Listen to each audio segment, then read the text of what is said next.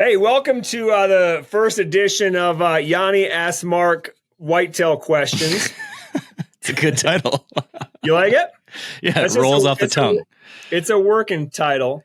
But yeah, Jani has lots of questions, and I'm humble enough to say that I don't have answers to all of this stuff. So today, my plan was a while ago was to make a set of Rattling Antlers. I found this set. I found one side, and Zach Sandow found the other side. I think 2 years ago, we were turkey hunting in Montana.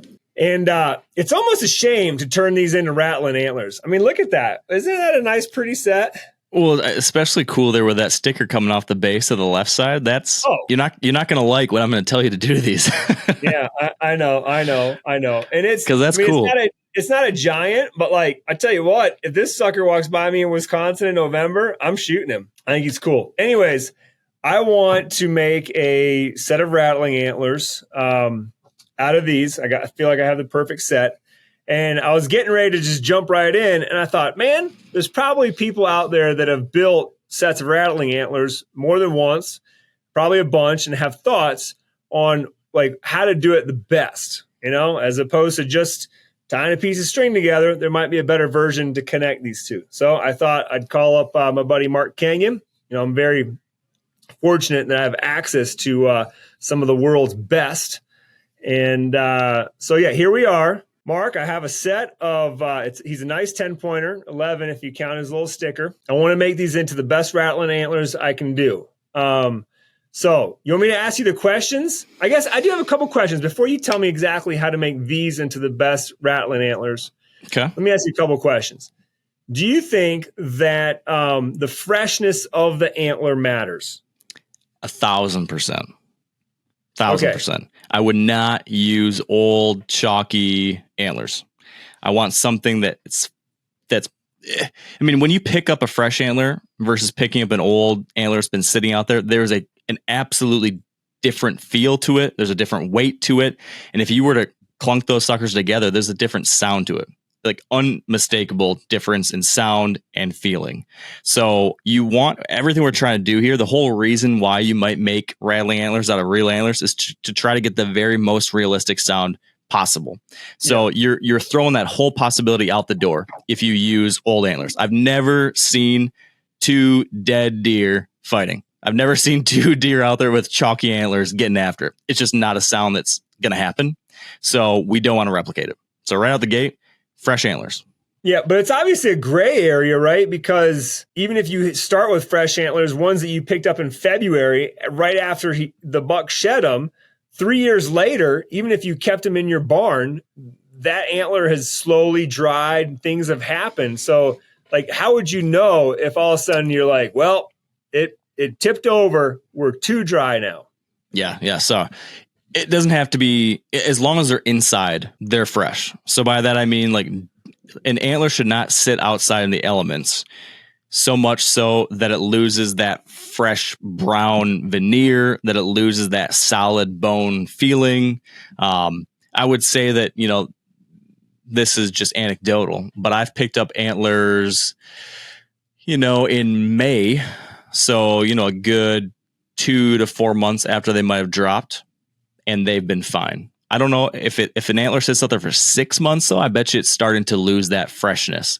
So if you see it deteriorated in view, if you scratch the surface and it starts to have that kind of chalky, kind of powdery almost feel to it, which it's going to be different. I've had some antlers that I've picked up a year later and they still feel and look pretty fresh. So this is going to be very much go by feel. But you don't want it to be white, soft, and light. If it feels lighter in your hand than an antler should feel, you've got the wrong thing. That said, if you took an antler and you found it 2 months after it dropped and you brought it in your house, 10 years later, I don't think there's any kind of visible, noticeable deterioration. So I've got antlers that are 10 years old, but I picked them up fresh. I'd be perfectly happy using those as rattlers. Okay. There's a lot of, we make some. Phelps makes a rattle bag. There's a bunch of like synthetic type, fake antlers that make antler noises. Just really quickly, how important do you think it is to be using the real thing? I think it depends on the situation. So if I am hunting in a place where I'm going to be doing a lot of rattling and there's a lot of mature bucks, so like a place where there's a high buck age structure and a high buck to doe ratio. So places like this might be Kansas, Iowa, parts of Wisconsin, like the part where you're in, where there's a lot of deer, there's a relatively high number of mature deer, and there's a lot of competition, right? Where bucks are fighting, doing this kind of stuff in the real world. What most people would say great deer hunting. Yeah. The prototypical great deer hunting spots. Bring me some real antlers, because I'm actually going to be doing significant rattling sequences. And again, also time of year. So I'm not worried about bringing real rattling antlers if I'm going out there for an early season hunt or if I'm going there for a late season hunt. But if it's going to be the last week of October through November in Iowa or Kansas or Southwest Wisconsin, something like that, I do want antlers, because I want to simulate big knockdown fights that do happen relatively frequently there. Here in Michigan, I almost never use real antlers. I mean, never. In that kind of situation, I just might want to do a little bit of just light sparring, just a little tickle, and the bags are perfectly fine for that. And the thing with bags is that they're way more convenient, right? You can travel with them much more easily. You can stuff them in a backpack pocket, and even if you're not really planning on using it, you keep it with you just in case. That's when I want to have that bag. Or if I'm hunting a heavily pressured state where no matter what time of year, there's not a lot of mature buck fights going on. In that case, yeah, I'm sticking with a relatively lightweight rattle sequence, not too terribly often. And again, having the quiet, portable convenience of the bag, I'm going to go that route. All right. You said that when you're trying to emulate a fight in Wisconsin, where I'm going to be hunting, that you want to make it sound like a big knockdown drag out. So when you say big, how important is the size of these antlers? I'm guessing this is like maybe a 120, maybe. Mm-hmm. Is the sound of this going to be enough to bring in a 150? Or when he hears these clacking together, he's like, nah, that's just the youngins playing down there. Yeah. So again, it's situation dependent. So I'm not always going to be doing a knockdown big buck fight, even in Wisconsin. There will be times in Wisconsin when I might rattle, and I don't want to do that. I want to do the light tickle. I want to do the subtle sparring. So don't mistake me in thinking that you got to do that all the time. Yeah. November 7th, when you do want to make it sound like that kind of thing's happening, maybe you see a slammer buck 250 yards away and walking away, and it's 7:30 a.m. in the morning and everything is lined up perfect. And maybe you just saw him pushing off another deer or something. So he's aggressive, or him from a previous encounter and know he's the type that might respond well. That's when having this sound that sounds like two baseball bats cracking together is useful. And so I would say your antlers are like right there at the edge, just from what they look like in the picture. It's more for me like I don't know. I couldn't tell you 120 is perfect or 140 is perfect or 100 is perfect, but there's a certain mass and sound when you get a good solid, two pieces of oak slamming together, almost that kind of sound is what I'm going for. So you don't want to sound like tickle. You want to sound like smack when those two main beams hit, because one thing with, I think, a lot of rattling sequences is you don't want just the tines clacking together. Because when two bucks really fight, there's tines clacking, but then there's also main beams smacking. And you want to have that solid smack. And so I know we're not talking technique here, but when I do rattling, I make a point not just to rattle the tines, but to actually take the beams and smash those together on occasion too. Because that is a natural sound when real fights are happening, and it carries in a different kind of way, I think. It just sounds very different. It echoes in the woods different. So in that 110 to 130, 120 probably is that sweet spot. 100 to 120. If I had to put a number on it, probably there, where you're probably getting enough mass to get that solid sound, but not so big that it's too bulky. I don't want a 140 or 150 inch set of antlers out there with me, just because that's so much antler I have carrying around with you. It's inconvenient to strap to your backpack. It's going to be clanking. It's going to be getting stuck on things. So, you don't want too big. I know some guys, maybe if they're just sitting in a box blind or something, or they drove an ATV up to a ladder stand, that's not a big deal. But in the real world, for most of us, you have to balance that line between getting that solid big sound versus just being like practical to strap to your backpack and take out there. So the set I take out there with me when I do this is, 115 to 120 probably, but it's heavy on the mass. Yeah. Well, listen.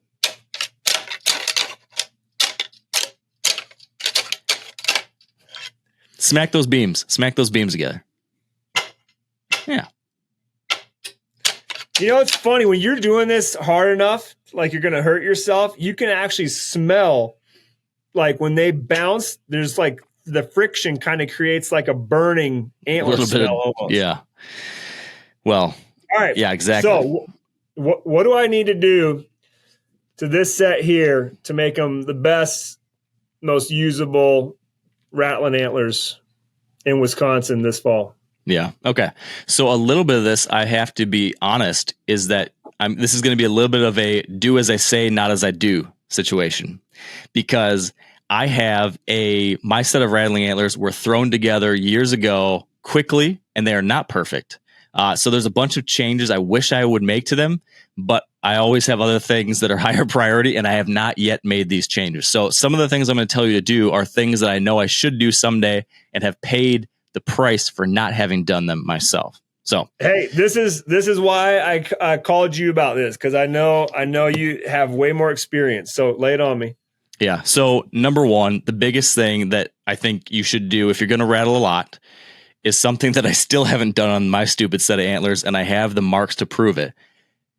Cut off the brow tines and sand that stuff flat. I have scars probably on my thumbs. Probably this one right here is from an antler tine hitting me. When you're really trying to hammer these suckers together, if you have sharp brow tines, you're going to get in trouble eventually. You're going to hit yourself. Now, on my set, as you can see here, not a huge brow tine on it, but I've still hurt myself. And so when I'm rattling, I'm very cognizant to try to avoid that, and it still happens. So I just need to make a point to get rid of those brow tines because they have caused problems for me. And the best Rattling Antlers I've seen that people put real time and effort into always have those sheared off. So if you're going to do this the right way, learn from my mistake and make sure to get rid of those. So unfortunately, that really cool little sticker off the base, that looks especially dangerous. So take all those off and then sand it nice and flat so you've got lots of good hand space. Yeah, so that's number one. You can see what Mark's talking about. When you're holding them, you're literally putting this together, but these pieces get rammed into your knuckles and fingers. Yeah. So the big thing is that you don't want to have to do what I just described, which is think about that. Right. I am wasting mental energy thinking about, don't hit your brow tines on your hand. Don't do that. And that is probably keeping me from hammering these together just as hard as I really could and should in certain situations. So that's number one. Do that. The second thing is I like to connect my antlers together just with paracord, which is a pretty common thing to do. Just tie from one antler to the other. But if I were to do the very best job with this, I have seen some people do this, and it's a good idea to have.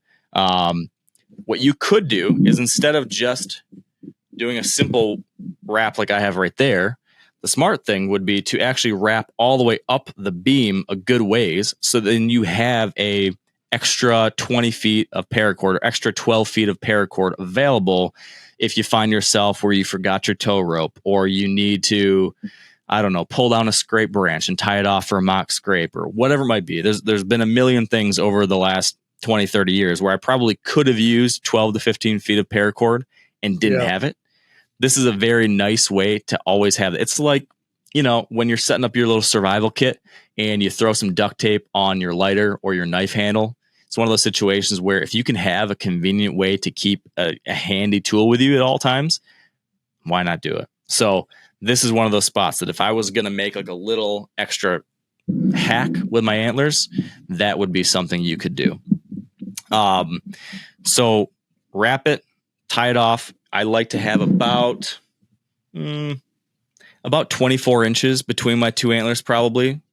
that's going to give you enough space to be able to stretch them apart and hammer them together, but not so much that when you hook them onto the tree, they're dangling too far down, or when you attach them to your backpack, they've got all this extra rope all over the place.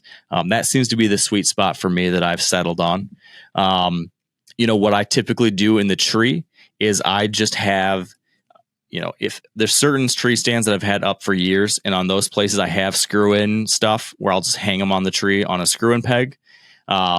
Most of the time these days I'm hunting out of a saddle with one of those straps that goes around the tree now. And so I have various little carabiners that will hang off that tree strap, and I just clip in that paracord into one of those beaners. You froze up there for a second. I know that this program recorded it because it does, but I couldn't hear what you were saying about the last 10 seconds about hanging it up there. You said you had screw-ins for your permanent stands, but then what do you do for saddle hunting? Yep. So then for saddle hunting, I'm usually using like a gear strap that straps around the tree. And then I have carabiners stuck into those loops. And so then I'll just clip in this paracord onto one of those loops for my saddle setups. And again, that's why I don't want too much of a length, because I don't want these hanging way down out of reach, or banging around in the wind, anything like that. So that is the only other major modification to them. I will say that the selection of the antlers matters a lot, and you might want to, if you're trying to make the absolute perfect set of antlers, Janis, one thing we already talked about was making sure that they're freshly found, as in, we went into that in detail. Number two, making sure it's the right size, which again, I want some mass. I want that solid sound. I don't want it to be like a tinkle tinkle. I want like a smack smack. And then the last thing is I do prefer a 4-point side rather than a 5-point side. And this is maybe just personal preference, but I just don't want too many different things that can get hung up when you're walking around the woods, because lots of times I'll strap my antlers to the back of the backpack. And just the more times, I feel like the more opportunity there is, A, for you to get poked, and then B, when you're walking, for it to get stuck on stuff or things to cling to your backpack on the antlers, anything like that. Also harder to, if you wanted to put it in your pack, which on occasion I've done, it just introduces more variables. Every extra time introduces like something going wrong. And I find that a 4-point side is a sweet spot where you get enough sound, but you have as minimal of an antler as possible. So that's personal preference. But that's my perfect antler. Solid, good mass, 120-ish, 4-point side. I like paracord connecting them, get rid of the brow tines, and you've got a great tool. Nice. All right. Thank you. I'll show you what I have. I got a buddy next door that has all the tools, so I'll be able to get these bases cleaned up real pretty, real fast. And I'll get some paracord on there. It's easier than I thought it was going to be, Mark. So thank you. Yeah, it's not overly complicated, but it is one of those things like measure twice, cut once, right? Yeah. Like get it right from the get-go, and it shouldn't be too bad. So I'm excited. I'm excited. I've never done a serious day, and I've got enough days to hunt this fall that one of my days, as soon as it's light enough to see, I'm going to start rattling antlers, and I'm not stopping until it's dark enough where I can't see. I can tell you, I'm not going to condone that behavior. I'm not going to recommend that, but you try it and tell me what happens. All right. Now, obviously, it won't be straight. I'll have to make up I don't know if it's going to be 20 minutes or 30 minutes between, clacking. But I listened to that Mississippi Deer Lab podcast about when they studied the reactions of bucks to rattling. Everybody should listen to that. It was very eye-opening. So yeah, and don't discount the light sparring sometimes too. I want to make sure that even though I talked about doing the heavy fighting sometimes that light tickling is the way to go. So mix that into your experiment as well. All right. Thanks, Mark. You're welcome. Well,